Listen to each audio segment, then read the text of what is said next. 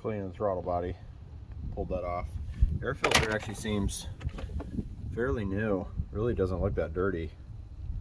I mean, it's really dark out here, but it's in pretty good shape. I have a new one.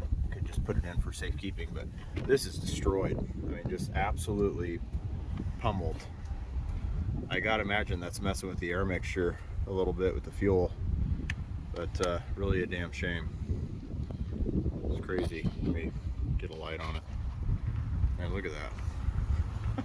Jeez. Thanks to a polypropylene, as far as I know. I don't think that's polyethylene. License plate frame had a similar date stamp too, and it's made in the USA, to what was stamped on this.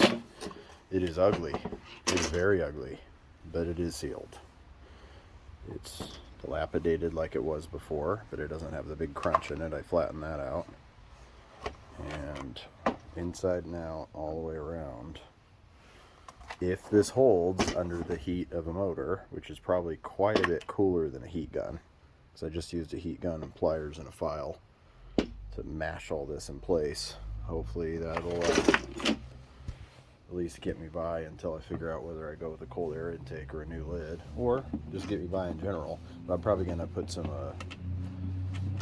if I can, maybe put some duct tape, aluminum shielding tape around this. And especially on the, wow, that's not obnoxious or anything, especially on the inside. I'd like to get that taped up. Okay, so with the plastic quote-unquote welding done, I bought some metal tape, double layered it, and hope this gets me by and that it'll withstand a band clamp. I guess that's the ultimate test, right? That I can put that back on. Surprisingly, I'll lose my little hose piece there. Surprisingly, this is pretty clean inside. I kind of expected that to be really dirty, but it's really not. Right, just take a paper towel to it real quick. Ouch. Ooh, that cut me pretty good. I guess I'll swap this out. It really doesn't seem like it's very dirty. It's in pretty good shape, but I have a new one, so might as well use it. So it's holding true. Very steady. I'm not seeing any holes around the fitting. Just double layered, even triple in some spots with the metal tape over my dandy plastic welding melting work. So I even sliced the nub off the stock Honda hose that's supposed to fit into that joint, but whatever. It holds and ain't going anywhere. Even the oil pan bolt was just gorilla on there. I've never had to use an impact wrench to get a